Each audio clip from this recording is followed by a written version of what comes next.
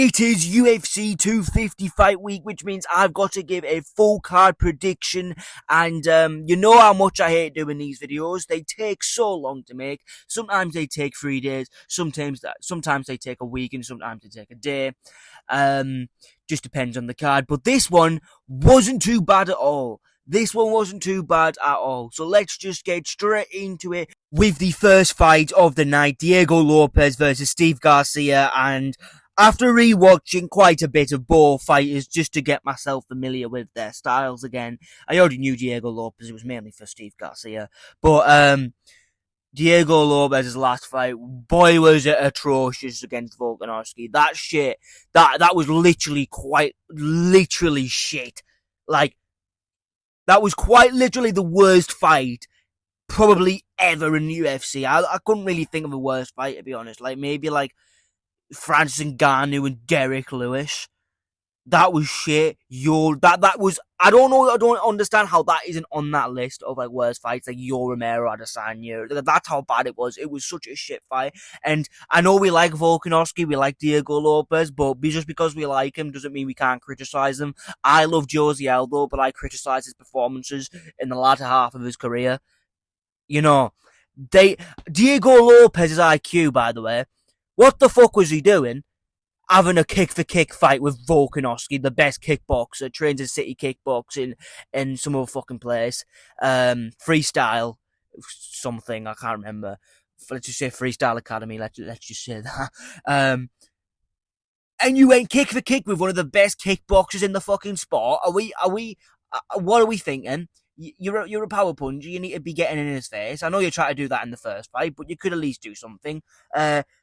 It wasn't even like kicking his calf out either, which is like the main fucking thing you're gonna do. Look at what Topuria did. He kicked the legs off him, you know, and then he's like got him still and then bopped him. You know, I just really thought the second fight game plan was so shit. But with Steve Garcia, he's on a 7-fight winning streak. He's an absolute fucking monster. 6 of his 7 wins have came via KO after moving down from lightweight to featherweight, and somehow he looks bigger at featherweight than lightweight. I just thought I'd mention that. Don't know how he's managed it, but fair fucks to him. Yeah. And for prediction-wise, I'm not quite sure how I'm going to choose here because this is so close, but I think I'm going to have to go with Diego Lopes here, as much as I was trying to think of any fucking reason to choose Steve Garcia, because that last performance really stumped my fucking memory of Diego Lopes. I was like, I swear this is the guy who I was calling the best and most fun featherweight in the division a couple fights ago. Literally a fight ago. And then, what did he do in between that? Oh yeah, I'm going to have a kickboxing fight. I'm going to go kick for kick with Volkanovski, the best kickboxer. And then, when we're not going kick for kick, we're going to look at each other and basically tap each other's hands, but not punch each other. Shit fight, man. It was such a shit fight. But Diego Lopes, I think I'm going to have to go with Diego Lopes because he's a more well-rounded fighter. I've seen Steve Garcia strike pretty well. You know, he has a really solid jab, which Lopes isn't really good at defending any punch. Let's not even say a jab, but mainly the jab. But he can't really defend any punch. But the main problem with me choosing Steve Garcia is, one, he likes to spastically spin around, and he is very sloppy. But when you spin around against Diego Lopes, he is just going to get you back and fucking dump you on your face, and then he's going to start grappling with you. And I'm not quite sure if I'm ready to say Garcia is ready to scramble and defensively grapple against Diego Lopes, one of the better fighters in the division. I'm not sure I'm ready to say that yet. I haven't seen much at all, grappling-wise. I've seen some random Asian guy.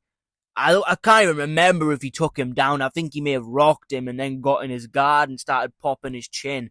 I can't remember his name. It wasn't Choi, it was the other one. Like, I think it was his second win, being a featherweight in the UFC, where he just kind of laid on his back, even though he was rocked. I'll give him that. Maybe that was the reason. Probably was the reason. But, like, you know, surely it doesn't take you that long to recover, you know? and he kind of just laid on his back. Now, you can't lay on your back against Diego Lopes. And I guess you could say that, he scrambled well with Carl Nelson, but Carl Nelson is no fucking Diego Lopes. Carl Nelson will never be a Diego Lopes. He never will. And he didn't even get the takedown. He's fucking... Garcia slipped and he jumped on his back straight away.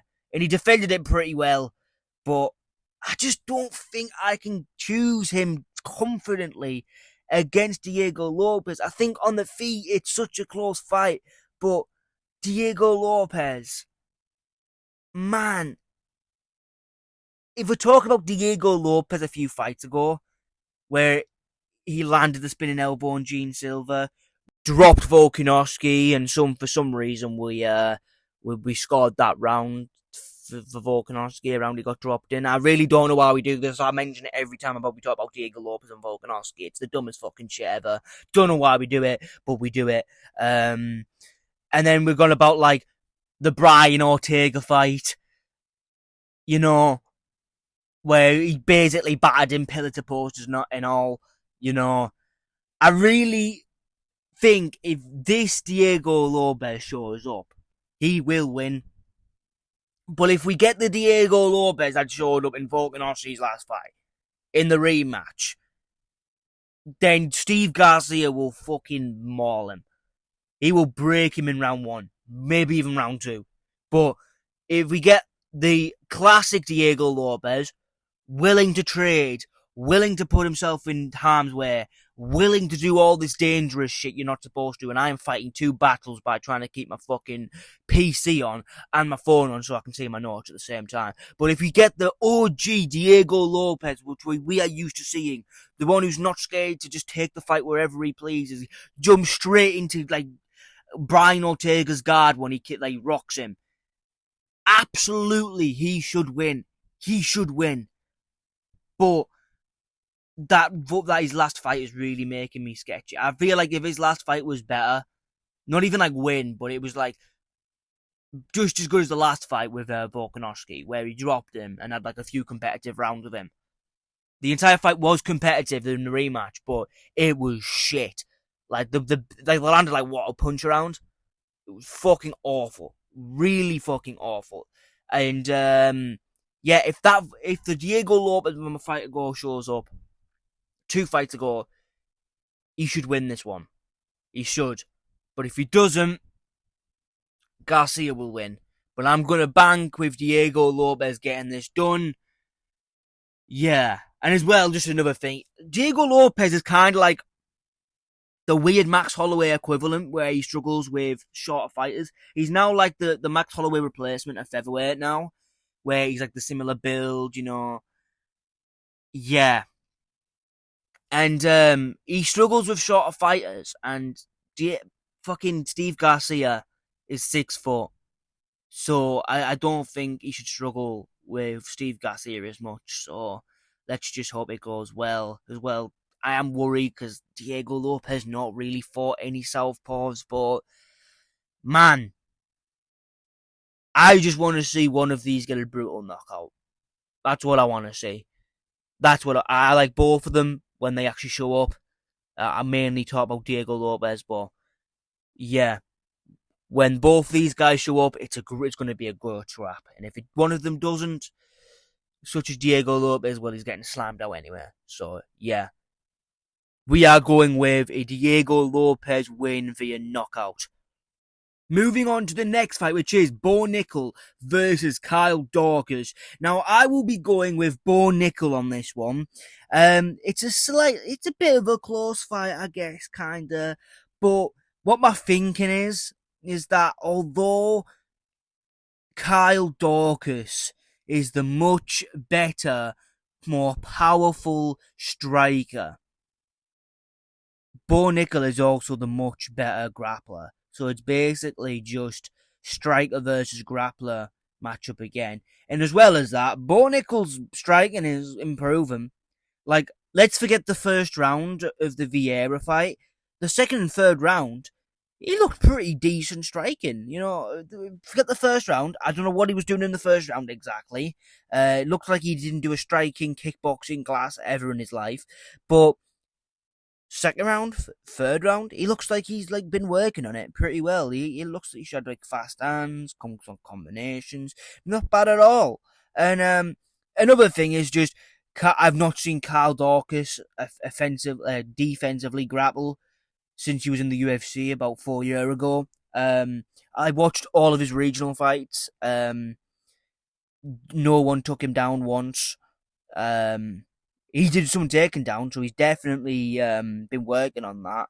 But I haven't seen him like fully defend a fucking takedown yet. He's not fought the best to come either. Let's be real. You know, you got Gerald Micheal and Micheal Pereira in your first two fights, while Bo Nickal's been fighting like Reina Derrida and like, you know, that Vieira guy who's kind of like a veteran fraud checker. Neither of them have fought like the best of the best. You know, none of these have fought like really good guys, but Bo Nickal has experience with like Derrida, and he had moments with Derrida, very rare moments against Derrida. But yeah, I'm gonna go with Bo Nickal on this one, and I'm gonna say decision because I don't think Kyle Daukaus is terrible. I don't think he's awful. I haven't seen enough of him yet against proven, ranked, or decent enough people to where I can get an understanding on where he's at. Like, fighting Gerald Micheal and Micheal Pereira does not cut it for me. Like, I need to see something else. It's pretty much that simple, but yeah. Kyle Daukaus could get the upset though. Like, he is the much better striker, and if he can defend the takedowns and keep it on the feet, you know, we've seen it before. Just because he has a wrestling background doesn't mean he's like fucking prime Khabib. You know what I mean? I was gonna say Chimaev, but we just seen what Chimaev just happened to him. So yeah, just because he's got all these wrestling accolades doesn't mean he can't have a takedown defended and then get pieced up on the feet and knocked out. You know, was what I was trying to say before. My brain just went fried. But I'm gonna go with Bo Nickal. I think it's a safer pick, the better pick, and I'm fucking up I get it right. Let's put it that way. Moving on to the next fight, which is Micheal Chandler versus Mauricio Ruffy. And this is an obvious prediction. Anyone with their right mind is going to choose Ruffy. But I'm not going to lie, I am semi kind of worried because I'm not totally convinced on Ruffy just yet. Put it this way, beating a physique who decided to just start boxing all of a sudden instead of kicking into his punches like he was known for or punching into his kicks. Yeah, like I don't know what it was, but the physique that showed up wasn't really thinking too well. The game plan was kind of bad.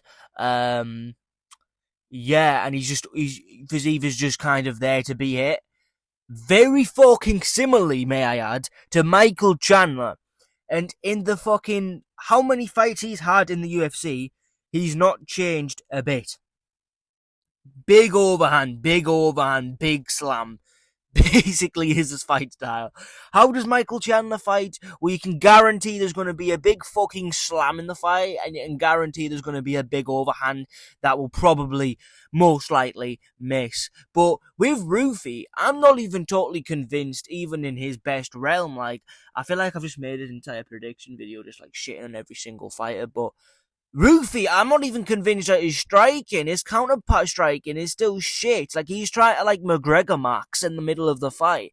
And he's, like, still being partially hit. And I know it's better to be partially hit than fully hit, but, like, you're still being hit. You're still being hit. Stop trying to fucking McGregor Max.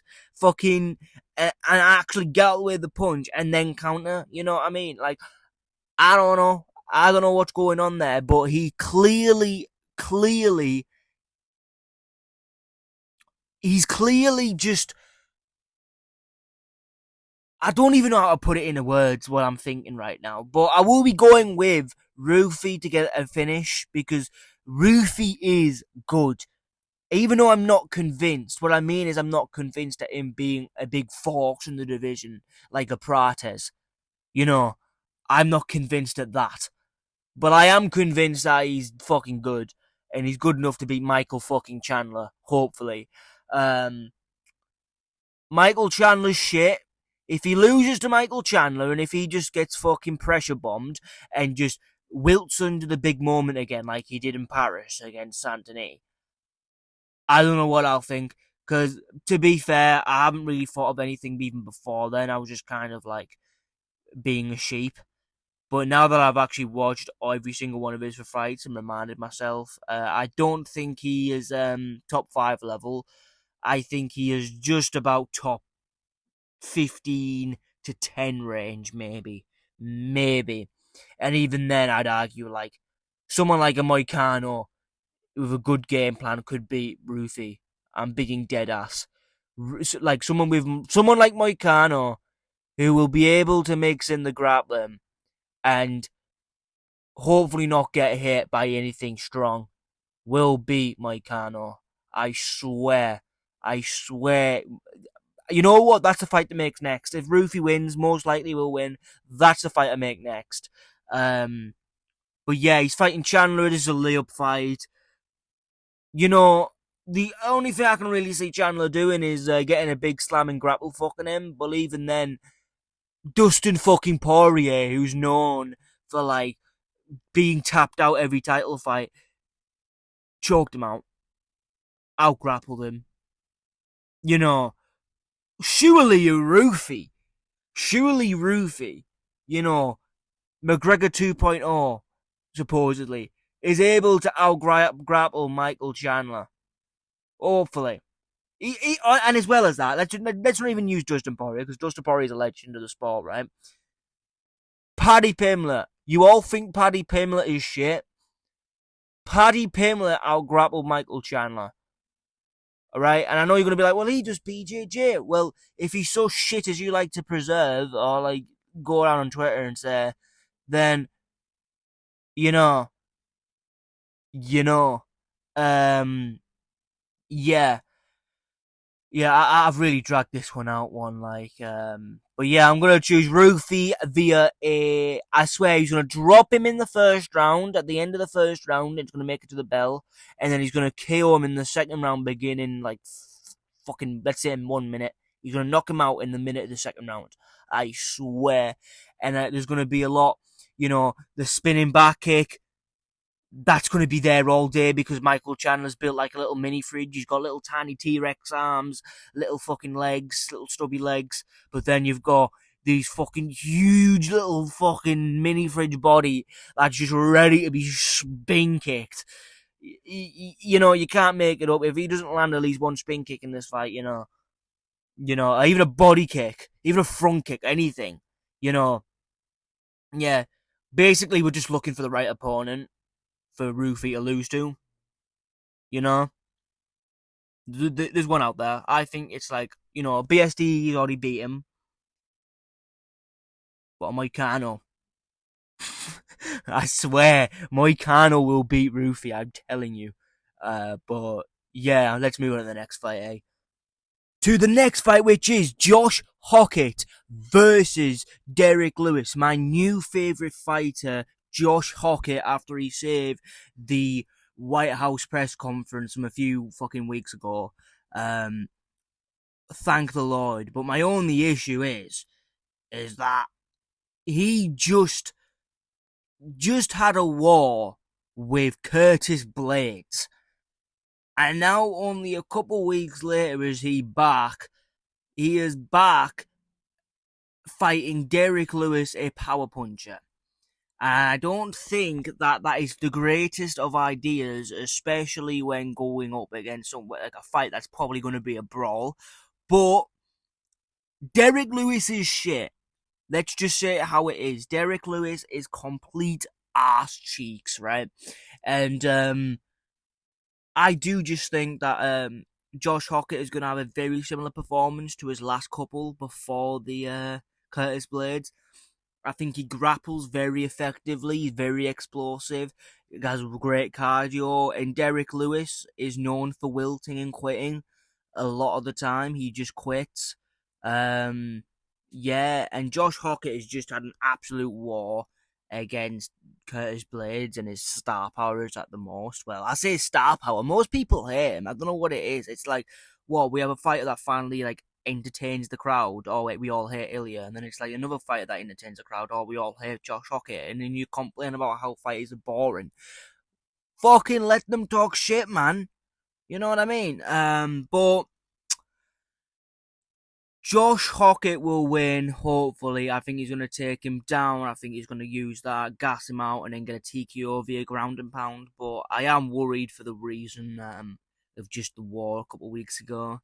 Yeah, and as well, it's not like Josh Hokit has the best defense in the world. It's not like he's slip ducking right hand counter. No, he's just kind of walks forward, plods forwards like the fucking bear from the Ice Gems advert, if you know what I'm talking about. And he just kind of wings shots. Yeah.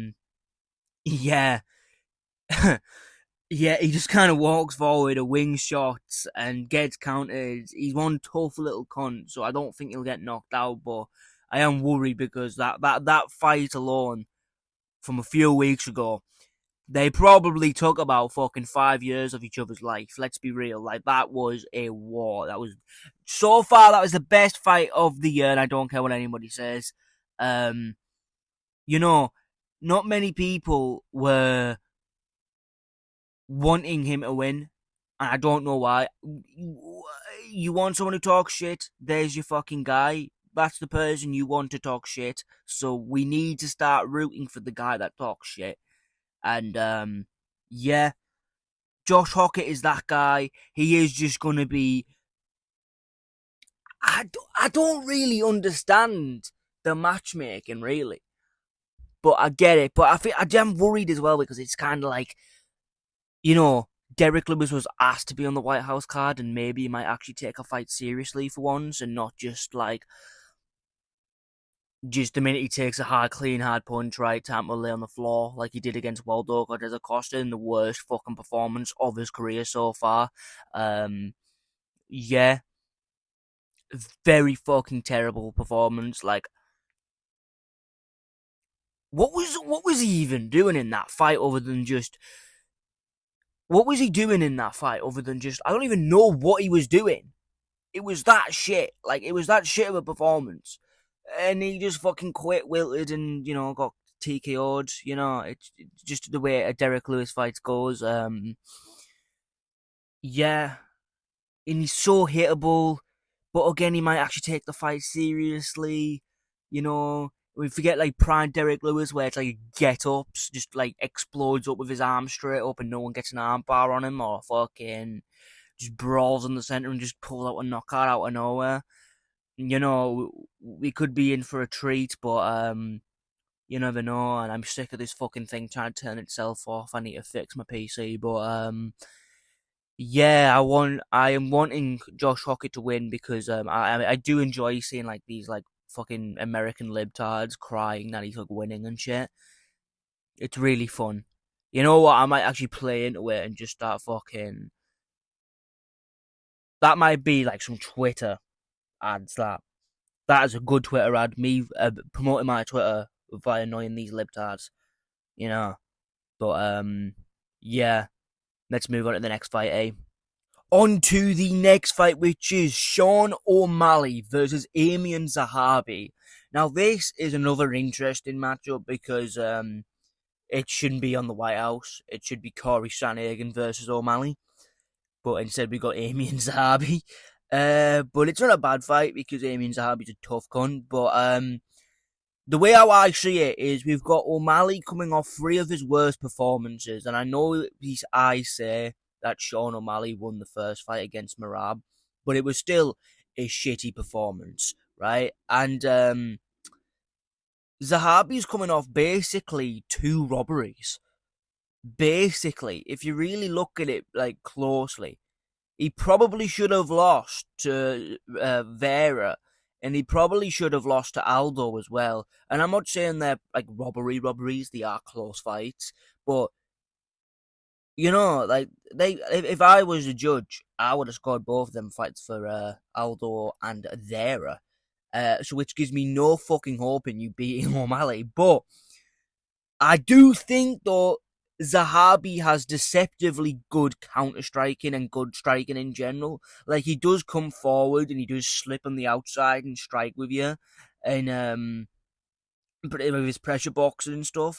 But he does kind of keep his head on a straight line too much, and like O'Malley's gonna pop his head off, you know. And then Zahabi. Another thing where people are not really talking about is like Zahabi has some of like the best coaching like in the sport. Like I can't remember his name, but he has George St. Pierre and his coach, George St. Pierre's coach. It's like Fiesse. I want to say Fiesse is Is that right? See, this is like the inner casual coming out right now. But he has like some of the best coaches and like some of the best like coaching game plan people around him. So I do think they could make a great game plan for Sean O'Malley. But my main thing with Sean O'Malley here is just, do we get the shit O'Malley we've had in his last 3 fights, or do we get the OG return of Sean O'Malley? I'm talking the Vera fight, the Yan fight, the Aljamain Sterling fight, or are we gonna get fucking stood there in front of his opponents doing the well, I'm gonna start calling this a new thing because I swear fighters do this to make it look like they're doing something super technical, which is called touching the lead hand. They both touch each other's lead hand, and it's fucking annoying because they spend the entire fight doing that instead of actually punching each other in the face. It's a fight. But if we get the Sean O'Malley return, the OG Sean O'Malley return, combination power shots, mainly the fucking angles he creates, right? There was times where Chito Vera was running into him, and he just ran out the way and countered him with like a straight right hand. If he could he could definitely land that against Aiemann Zahabi, right?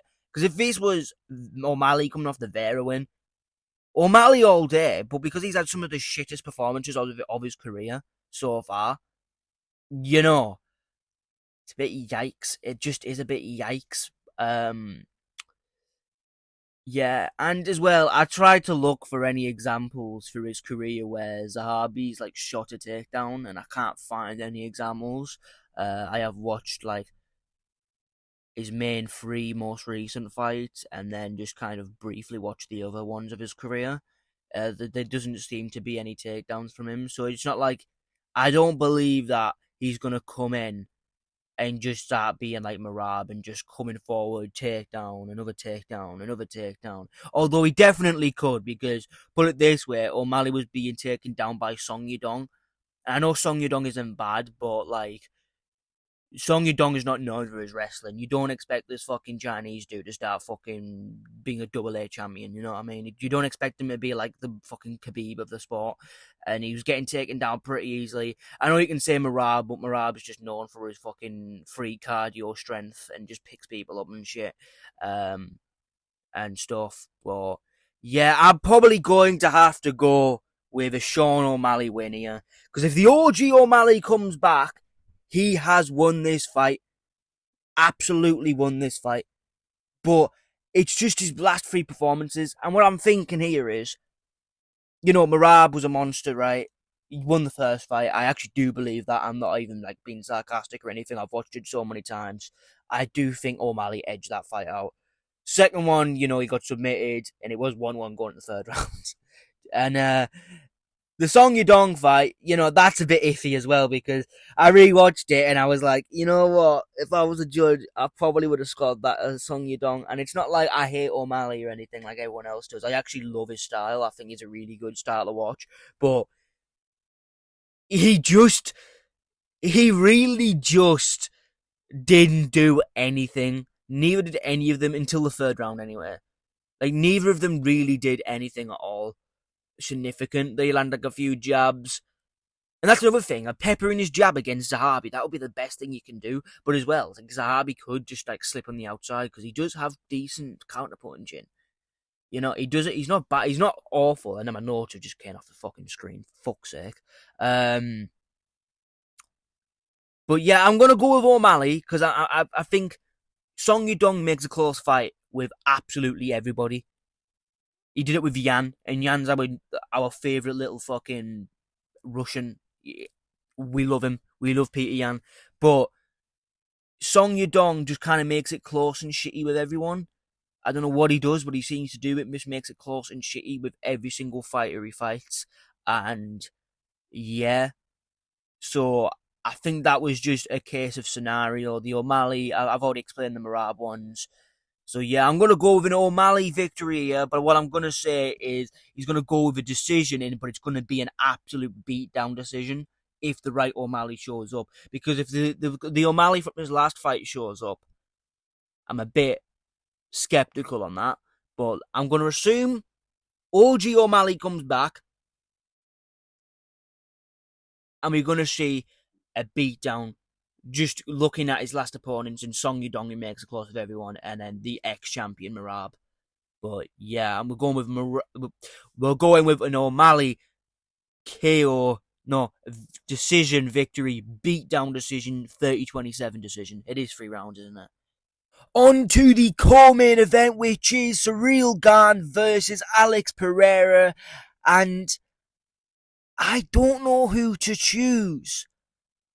He obviously, like, I know who I'm gonna like side with, but this is a really, really close matchup. I think they're both great kickboxers. Obviously, Alex Pereira's moving up. I'm sure Joe Rogan will make us remember that he was once a 185. Then he moved up to light heavyweight even, and then he moved up to heavyweight. I'm sure Joe Rogan's gonna make us really realize that he was a 185 at one point, and how he's massive for 185, and he's massive for 205, and all this type of stuff. Knowing fucking Joe Rogan, he's massive for the heavyweight division. Which he is big, but still. But I'm gonna go, and I feel like this is like the bad pick because this is basically villain versus hero storyline. But I'm gonna go with Ciryl Gane. I know. Right, okay. I've got to explain myself now, haven't I? So I'm going with Ciryl Gane, but I am worried. I am fucking worried because Gane is a southpaw, yeah, and we also need to remember that Gane is also a longer in terms of arm reach and leg reach, right? And we know with the Adesanya fights that Pereira struggles with long fighters, or just as long as him fighters. The Adesanya fights, I mean, right? And as well as that, he struggles with southpaws, particularly southpaws that like to counterpunch. And I really think this fight is mainly all about this outside foot battle, right? And I'm going to say something about my Tom Aspinall that I don't like to admit too often, but I think Gane beat him in that first round, but only by an inch. The only reason why fucking Tom Aspinall wasn't having as much success is because he wasn't playing the outside foot position battle with Gane. He was just blitzing in with a 1-2 every couple of seconds, just like, oh, he'll fall eventually, but he kept on just scraping him. And the pivots and the angles of Ciryl Gane in that fight were great, as well as the combinations. He was mixing up to the body. It was like going, he would be in a southpaw stance as well, which that kind of takes away Pereira's left hook, kind of, if he plays the game right, like Adesanya, where he's always lead hand fighting to like stop Pereira from using that left hand. And yeah, I think the only reason why my boy Tom Aspinall wasn't doing as successful in this fight is because of the outside foot position. He wasn't initiating it. He wasn't having the outside foot position. And every time that he would blitz in, well, Gane was on the outside, so he'd just fire his cross and then dip out to the right side or the left side, wherever the fuck he was and whatever stance he was in. And that's why Gane just kind of scattered out and then started like circling around using his footwork too. And I do just think someone with good footwork and good combinations and just as good kickboxers as Pereira is going to run around. He's just going to run around him. I do think this. I do think it's going to be scary in the first couple rounds with Pereira. But Pereira is kind of slow. This is a weird matchup in terms of where the lighter man is moving up, but he is kind of the slower man in the matchup anyway. Like, I'm not saying Pereira's going to move up and then be slower than fucking Derrick Lewis. You know what I mean? Like, he's slower than Gane, he's slower than Aspinall. You know, he's lower than a lot of these guys. Pereira slows down. And he always is a very slow, kind of ploddy fighter. Kind of ploddy. But I think that he can only really get away with that when he's the bigger man. Like, in his last couple matchups, he is yes or no being the bigger man. Like, what? Magomed Ankalaev, bigger man in every single matchup with them, right? It was only 2 fights. I don't know why I said every single one. Then the fight before that, Khalil Roundtree, which Khalil Roundtree, again, is southpaw. I know Alex Pereira was ill in those matchups, right, where he lost against southpaws. But at the same fucking time, there is like fundamental mistakes he makes against southpaws. And what does Magomed Ankalaev, Khalil Roundtree, and Adesanya all have in common? They're all very kind of quick. Maybe not so much Magomed, but Magomed was kind of playing into the tippy-tappy game, so he didn't make it be quick. I just think Pereira's going to try and get the pressure on him, and we saw that Gane does have an issue against pressure, which is the reason why I'm worried, but against Volkov, he did struggle with it, and against Pereira, Aspinall, who just kind of blitzed forwards the entire fight in the inside foot position for some reason, he just kind of circled off every single time, and he didn't really get hit too cleanly. He did get hit cleanly quite a bit, but he didn't get hit too cleanly, and I don't know, I'm worried for both these men. Obviously, I am rooting for Pereira, because I do want to see Pereira get the third belt, but at the same time, I've got to be honest with myself. I just feel like Gane he's gonna start off the fight in southpaw. He's gonna watch the Ciryl Adesanya fights, and he's gonna be watching those fights, and he's gonna be saying, "Oh, he was playing the tippy tappy game," and then he was in southpaw, the lead hand game as well. And I just feel like he's gonna go body. He's gonna go body left, right hook even, body left straight, and then right hook because he's a southpaw, and then left straight to the head. That's going to work all night for Gane. It's going to work all night for Gane. It just is, because Pereira's just there to be hit. He even got hit a little bit by Magomed in that little sequence, that 90-second sequence before, Magomed Ankalaev decided, no, he hurt me. Time to shoot for takedown. Time to quit on the floor and just, all the goats back home. They don't need me.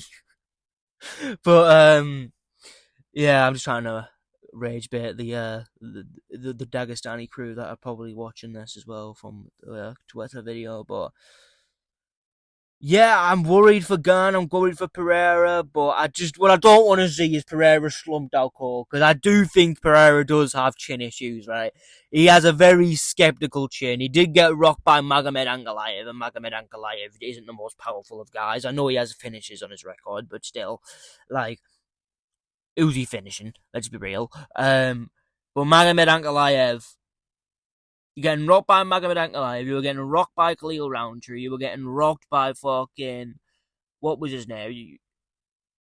You were getting rocked by Yuri Baraska with his arms flared out, showing you every single punch. And I am terrified for Pereira. I do think Gane is going to basically dance around Pereira. And I'm not saying Pereira is not going to have any good moments. I do think he will in the first couple rounds. But I think with all the added weight on too in a 5-round matchup, I am worried for Alex Pereira, and I don't think these are really, really, really, really bad takes. I think these are solid takes, and I am going with Ciryl Gane to get a decision here. I could see him getting a very late TKO too if Pereira really gasses out. If he really gasses out badly and he hasn't really adjusted to the weight class, because Pereira looks big, man. He looks fat as fuck. I saw him the other day and he looks like huge. Like he looks. I don't even know how to describe what he looks like, but he's a big fucking dude, right? And he's put on a lot of fucking mass, and he was already huge for light heavyweight, so fuck knows how much he weighs now. But yeah, I am worried, very fucking worried, and I feel like the safer pick is for me to go with Garcia. I could be horribly wrong, and you know what? I'm all for being wrong because I do kind of want to see Gane get knocked out for what he did to my boy Tom Aspinall. Yeah. And Gane has the longer arm reach. He has the shorter leg reach. So Ciryl Gane has an 81 arm reach. Pereira has a 79 arm reach. Leg reach, Pereira has a much longer leg reach in 44, and Gane has a 42 leggings reach. That's a little crazy statistic right there, don't you think? But yeah, I will be going with Ciryl Gane on this one. I was going to go with Pereira when the first fight got announced, but the more I've been looking into it, I think he's going to get danced around. It's going to be sad to watch, but let's hope Pereira wins. But if not, we get to see Tom Aspinall get his revenge, because I do think Tom Aspinall, learning what an outside foot position battle is, will beat Ciryl Gane, because he was landing clean. He just wasn't landing like on the chin clean. But yeah, let's move on to the next fight. On to the main event, which is Ilia Topuria versus Justin Gaethje. Now, I'm not quite sure what you really want me to say about this, because although, again, I don't know why I keep fucking saying it, I'm worried, because like Ilia's facing a leg kick heavy opponent, but then in reality, I rewatched quite a few of Justin Gaethje's fights. There's never really been a fight where he's decided, I'm just going to kick the legs and do, like, really, realistically, you just need someone to circle on the outside against Ilia Topuria and just kick his legs. And, like, realistically, Gaethje doesn't do that, and I try to look for any example of Justin Gaethje doing that. He doesn't use his leg kicks often, and even against Paddy Pimblett, he used them mid-combination. He never used them or finishing a combination. He never used them as starters combination. So the people who were talking about Ilia's leg vulnerability, yeah, by the sounds of it, I think you already know that I'm already choosing Ilia Topuria by first round brutal knockout, slime out. Maybe a second round knockout, maybe Gaethje survives for round one, you know. But yeah, he doesn't kick often, but that's the thing. That's the one thing you need to do against Ilia, which is blast that fucking kick out. And even when people have tried to kick that fucking leg out, such as a fucking Oliveira, what was I trying to say there? My brain just like scrambled. But such as an Oliveira, right? He just walks through it and jabs through the kick. And I know that's going to be bad against, like, Oliveira doesn't kick as hard as Gaethje. I'm confident in saying that. But he's Georgian, and Georgia is a fucking crazy place. Like, the fighters we've got from Georgia really represent Georgia well, except from Gurram and Marab, I guess you could say. So basically just Ilia and his brother. He's just the little tough guns, let's be honest, right? Ilia took a full fucking elbow to the face from Max Holloway and Oliveira. In one of those fights, he had a really bad fucking weight cut. Like, he was drained. Like, people talk about Max Holloway being drained. So was Ilia. So by any measure, both of them were fucking chinny by that same metric. So, yeah. And I guess I can talk about, like, there's nothing really for me to talk about. I guess, Gaethje can't grapple. And you know what? Ilia Topuria really has underrated grappling. He out-grappled Charles Oliveira, literally put him in a fucking crucifix. Did not see Islam do that. And Islam's supposed to be the best grapple pound-for-pound fighter at the moment. Didn't see him do that. In fact, people keep highlighting the fact when Islam rocked Oliveira, and then Ilia, and then there's like a clip of Ilia running away from the guard. what they don't understand is that they both ran away from the guard when they both got put in almost leg locks. Like, Islam literally full on ran away, you know, and so did Ilia. Because let's be honest, if someone's gonna try and put me in a leg lock, I'm doing the same fucking thing and all, you know. And so are you. So are you. You know. No one's fucking about with leg locks. The gayest shit ever. But yeah, I really don't know what to say about this. Like, Gaethje's gonna try and kick his legs. I'm sure Ilia isn't expecting that at all, you know. The one main weapon of Gaethje. I mean, I guess Gaethje might be willing to, like, trade in the pocket, and maybe Gaethje lands a lucky shot. You know, it is the White House. Maybe he gets, like, some, like, hidden motivation. He's actually gonna fight technical on the outside and just start blasting leg kicks. And then when Ilia starts getting desperate, he, like, counters him on the fucking chin. But this is like a dream world. This is like the dream world for the Americans, you know. Like, Ilia. Fancy putting Ilia Topuria against your guy. Like, what were they thinking? Oh yeah, we're gonna have our boy Justin Gaethje, the American. He's representing United States of America, and we're gonna put him up against a devastating knockout artist where he basically has a 20% chance of winning, and that is basically luck. What the fuck was Dana White thinking? Honestly, on a real, right? Because firstly, right, another thing we can just say, you know, a White House card, and we've only got basically, in reality, we've only got two, no, one, two, three, four. You've got 5 Americans, and then you could say 5 if you class Gaethje, if you don't think he's Mexican, I guess. You know, and like you've got Ilia who's gonna fucking starch out Gaethje. You've got fucking O'Malley. Yeah, you know, O'Malley got a fucking layup for a fight, didn't he? If he shows up like OG O'Malley, he's to lay up. Then you got Josh Hokit versus Lewis, and then you got Chandler versus Ruffy.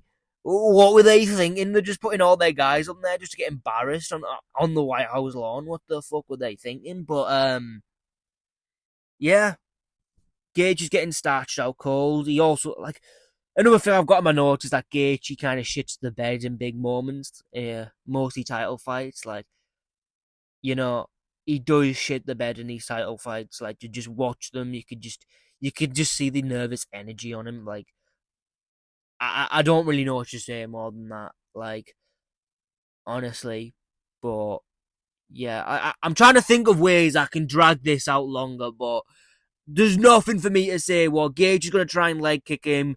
Ilia's going to jab through the kick, get his range down. Then what? Then they might have a moment where they trade in the pocket. Ilia gets the best of it. Then he's going to land his left hook. And then if that all goes wrong and starts getting outstruck on the feet, which is highly likely if the kicks start hurting him, not highly likely, but it could be likely, you know, then Ilia can just take him down. And Gaethje cannot grapple at all. Ilia Topuria is probably the most underrated grappler in terms of champion right now.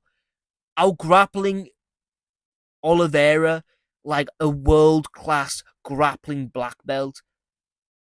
You know, that's all I've got to say. He had him in a crucifix. He had Charles Oliveira in a crucifix. I know he got out of it, but who puts Charles Oliveira in a fucking crucifix? Makhachev just sat in his guard.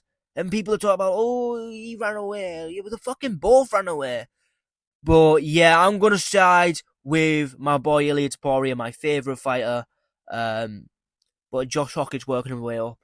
We need more characters in the UFC instead of just the same old, I can't wait for Saturday night and all this type of shit. I can't stand it. But I will be going with a Topuria first round knockout, brutally in the first round. Yeah. Final thoughts, I guess. On to final thoughts. The card is good. There's a few fights where they don't make sense on here, like Topuria Gaethje, but it does make sense because if Gaethje somehow wins and pulls this off, then man, if Gaethje somehow pulls this off, he's literally pulled it off for the entirety of North America. Like, come on, but like, he's not. But like, if he somehow does it, then thingy. But like, he's probably getting starched out cold. Then Ciryl, Gane and Pereira is a great fight for the White House, but how do I put this? I'm fucking worried, man. And as well, I do find the irony of Trump deporting all the Mexicans, but half the White House card is literally Mexicans. Like, you got Gaethje, who's like half Mexican. You've got Pereira, who's a Brazilian, so fucking close enough. And then you've got Zahabi, who's a Canadian, who cares? Lewis is a black dude. Ruffy is another Brazilian. You know, Diego Lopes, Mexican Brazilian, same thing. Steve Garcia, Mexican Brazilian. He's Mexican, isn't he? So I just found that funny. Just to make it clear before like some fucking Republican gets pissed off, I am not a leftist. I am more probably conservative than you. So like, get fucked. Yeah, but it's a weird card. We can't lie here and just say like it is a bit of a weird card. It almost feels surreal. It does kind of feel surreal, but yeah, you got O'Malley, you got Hokit, we got Gane beating Pereira, which I think is an underdog pick. I think that'll go well. Kyle Daukaus and Bo Nickel is a good fight, and yeah, Diego Lopes. I'm scared for Diego Lopes, if I'm honest. I am scared for Diego Lopes, but I'm going to end the video here. Like the video if you enjoyed, and subscribe. We are trying to make it to 100 subscribers by the end of 2026. So if you could help me out with that, would be greatly appreciated. We also have a Twitter. Just follow it if you want. There's nothing much goes on there anymore. It's basically a pit I don't even use. So yeah.